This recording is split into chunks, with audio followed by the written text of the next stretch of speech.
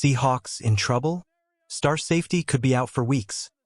Fire Week 1 is behind us, but for the Seattle Seahawks, the season may already be on shaky ground. Injuries are piling up, key players are sidelined, and the depth chart is being tested like never before. Can Seattle survive the next few games? Or is this the start of a nightmare season? Stay with us, you won't want to miss a second. The Seahawks got hit with a mix of good and bad news after their Week 1 loss to the San Francisco 49ers, and fans are left holding their breath. On the injury front, there's uncertainty that could shake the team's entire defensive scheme. First up is Nick Emmanwori, the star safety who has been a game-changer in the big nickel role. Questions are swirling.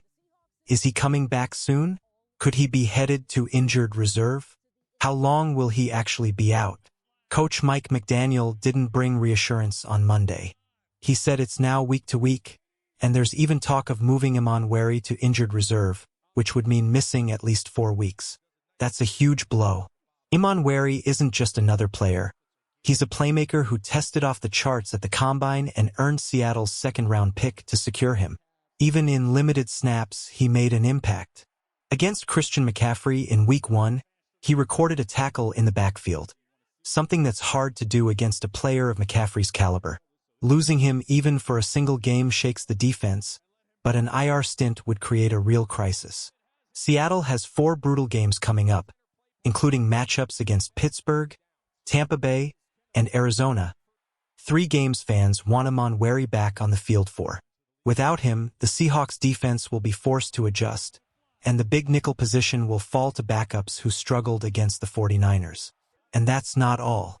Injuries at wide receiver also complicate things. Jake Bobo and Dariq Young are both dealing with injuries, leaving Seattle's passing attack thinner than fans hoped after a poor opener. Depth at key positions is already a problem, and these early setbacks are testing the team's resilience.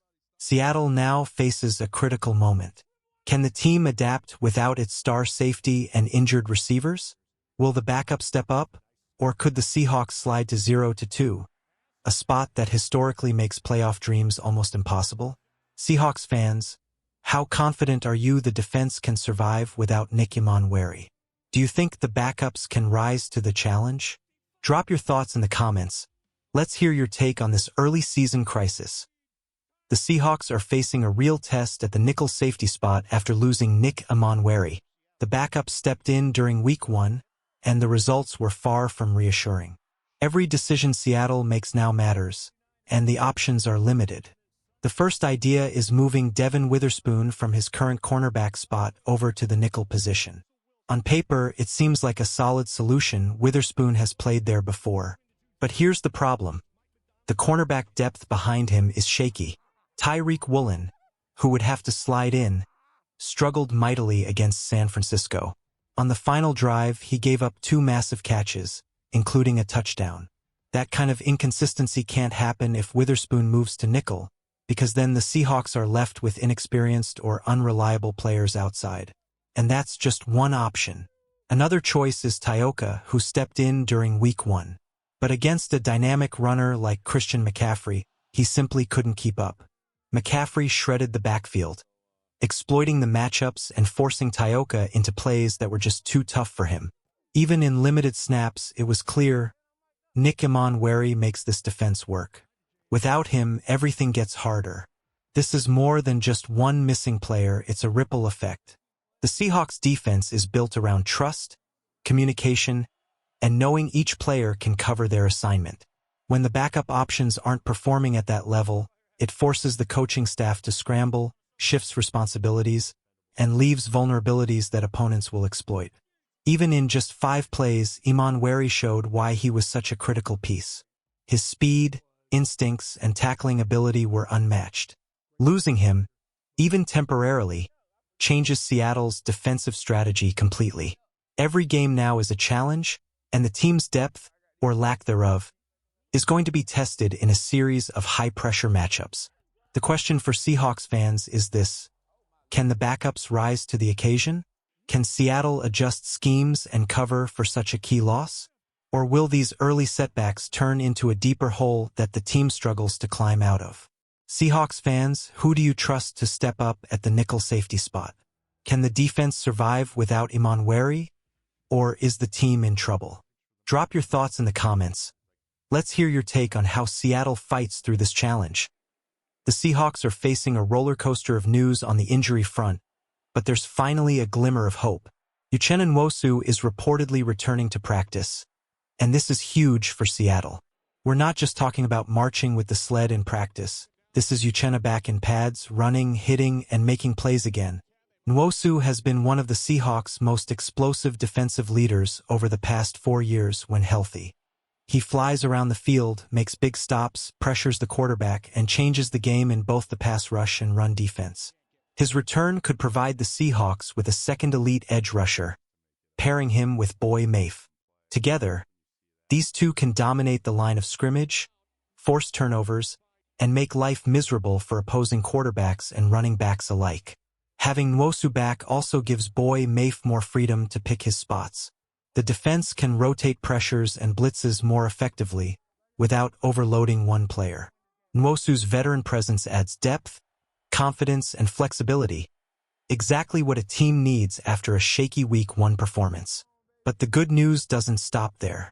The wide receiver room also looks poised for a boost. Last week, the Seahawks' passing game struggled, except for Jackson Smith-Njigba, who caught the majority of the passes. The offense needs more weapons to stretch the field and create space. That's where Jake Bobo and Dariq Young come in. Bobo, a 6 feet 4 inches target, was sidelined with a concussion but has shown big play potential, even in limited action during preseason. His size and leaping ability make him a perfect threat in the red zone, giving Sam Darnold a target he can trust in tight spaces. Having Bobo back changes the dynamic of the passing game, helping the offense stay aggressive near the goal line. Dariq Young offers something different. At 6 feet 2 inches, he's a true deep threat receiver, the kind of player who can stretch the field and open opportunities for others. With him healthy and active, the Seahawks suddenly have more speed, size, and versatility at receiver, making it harder for defenses to key in on just one player.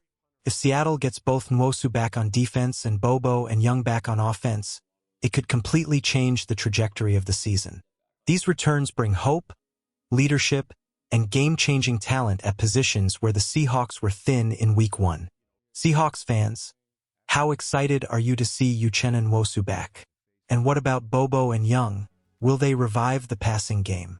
Drop your predictions and confidence levels in the comments. Let's see who's ready for a Seahawks bounce back. Week 1 showed just how thin the Seahawks offense can be when their deep threats aren't firing. Last Sunday, Jackson Smith-Njigba was the only player who consistently stretched the field. Without other receivers stepping up, defenses could focus on him and limit Seattle's options. We all hoped Cooper Kupp wouldn't have to carry the deep threat load alone, but the team was counting on Tory Horton and Dariq Young to create explosive plays downfield. Against the 49ers, Tory Horton was nowhere to be found, and Dariq Young was sidelined with a hamstring injury. That left the offense predictable and easier to defend. Here's the big picture. If Horton steps up and Young returns at full speed, the Seahawks suddenly have 2 legitimate deep threats. That changes everything. Remember Young's preseason highlight against Kansas City? He caught a pass for nearly 50 yards, opening the field and creating space underneath for other receivers.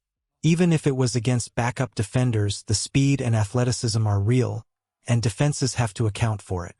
With those deep threats healthy, the short passing game flourishes. Robbie Wuys, Elijah Royo, A.J. Barner, Charbonnet, and Kenneth Walker in the backfield suddenly have more space to run and make plays. The offense becomes harder to predict, harder to stop, and much more dangerous overall. Seattle needs Dariq Young back at 100%, ready to stretch the field and give defenses nightmares. Without him and Horton performing, the offense risks looking one-dimensional like they did in Week 1. And after that close loss to San Francisco, coming up just 9 yards short of a victory, fans are left frustrated but hopeful. Seahawks fans, what's your one word to describe the team after Week 1? Are you feeling optimistic with Young and Horton potentially back, or worried about the depth and performance? Drop your word and your thoughts in the comments. Let's hear your take on this early season challenge.